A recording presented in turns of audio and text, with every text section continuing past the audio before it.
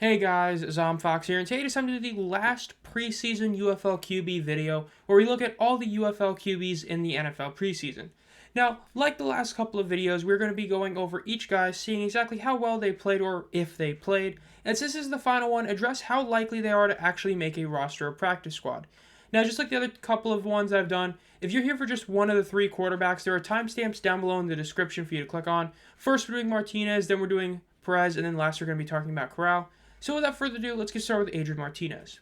Now, as for Adrian Martinez, it's a mixed bag in a sense of there was one really good thing, but in the end, we know it's a bad thing.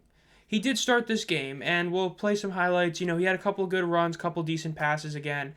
The fact is that Martinez looked basically like he's done the past couple of games. He'll have a couple highlights, but overall didn't play a fully complete game. Again, not terrible, not great. He did outplay Peasley to some degree. The fact that Peasley didn't really throw that many passes and only went 5 of 11 isn't great, but his 75 yards were definitely a lot better than Martinez's 99 and 12 completions. So it's debatable there. But Martinez finally showed some more ground game, which he hadn't done since the first week of the preseason. But it was overall solid. His 12 of 20 for 99 yards did lead the team, which wasn't a ton again. And his 23 yards rushing weren't insane, even on 3 carries. But what was impressive was the fact that once again the Jets did score points under him. They won this game because of Martinez's offense and, the overall play of the team. He played the first half, they put up 10 points. Peasley played the second half and scored 0 points. Look, let's be very clear. This job is for the temporary QB3 job. You're not making an active roster spot more than likely. More than likely, they're not carrying 3 QBs on their active roster. The job for the QB1 is Rodgers. The QB2 job is Tyrod's. It's just that simple. This is to be a practice squad quarterback. That's essentially what this battle is. And even then, it's temporary until whenever Jordan Travis gets healthy, because whenever he's healthy, odds are he's going to overtake Martinez or Peasley. Now, the good thing is that it looks very much likely that Martinez will be that practice squad quarterback. The fact is he did get the start over Peasley, and he did overall play good enough considering he was going against better competition than he had been the past couple weeks. He did not look substantially worse than the past couple of weeks, despite playing better competition, whereas Peasley also looked about the same but played slightly worse competition. So, kind of weird I view it, but the point is Martinez did get the start, and he once again showed that he can have, a threat on the ground. And overall, he's a more exciting player than Peasley, and I think that overall, he pretty much solidified that temporary QB3 job. Again, we won't know for sure till tomorrow, but all in all, it looks currently like Martinez will be beating Peasley for that job. Now, again, it is a temporary job, but as I've talked about before, and knock on wood, this is a job where you could become the starter. Rodgers and Tyrod are both very injury-prone.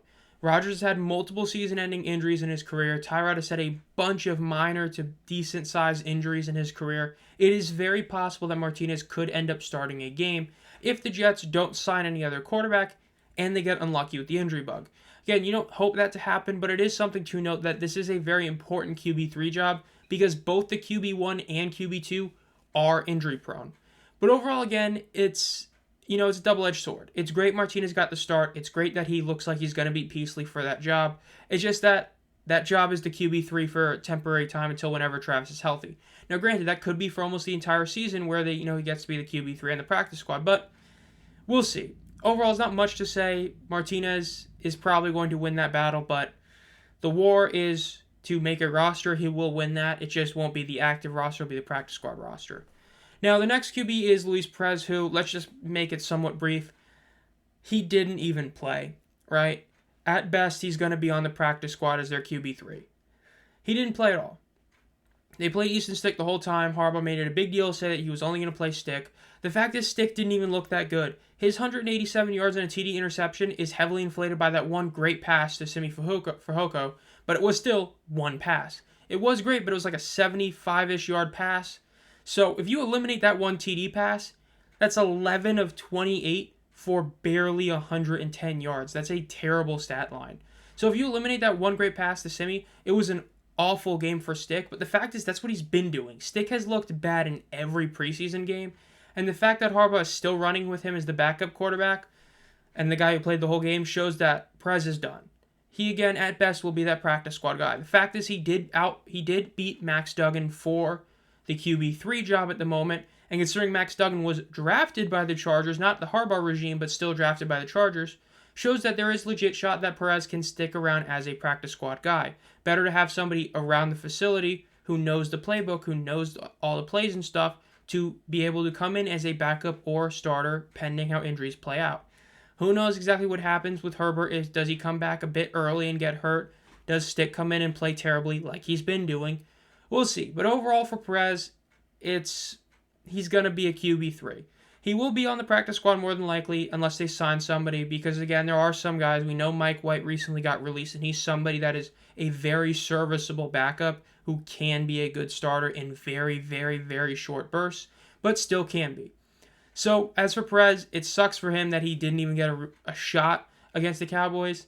Stick didn't even look good again, which, again, hurts Perez even more. The fact that Stick has looked bad in every game, yet Perez didn't even get a shot. Is what it is. On to Matt Corral, who, as for Corral, he did play in this game, but he went 4 of 6 for 13 yards, 3 carries for -3 yards. He's not on this roster. He won't even make the practice squad. Let's put it simply. If they run with 3 QBs, which I doubt it, he still probably won't. Look, he was only brought in because JJ got hurt and they needed a body. Okay, Darnold's the starter, Nick Mullins is the backup, and Jaren Hall is the third string. It just is how it is. Corral was lucky to get any game time here.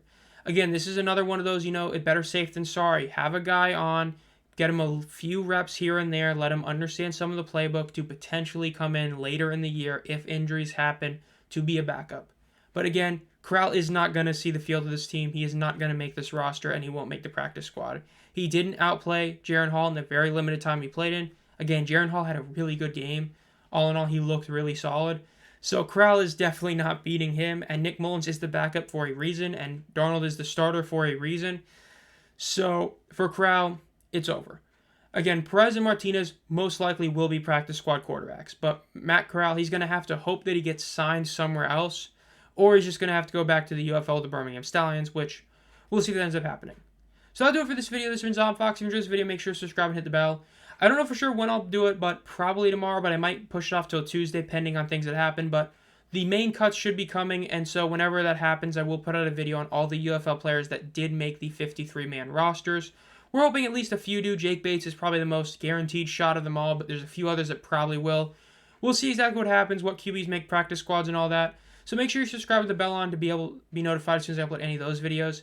Again, my fantasy football draft, for those of you who are doing it, is going to be coming out, or is going to be on Tuesday. I will be live streaming it. So be on the lookout for when I post the time, probably tomorrow, maybe later today, but probably post it tomorrow at 2 p.m. Eastern Standard when it's going to be on Tuesday. Be on the lookout for that. If you've been a fan of the channel for a while, think about becoming a community member for 99 cents a month or more. You'll get a bunch of benefits, including a video every month. And as always, guys, have a great night.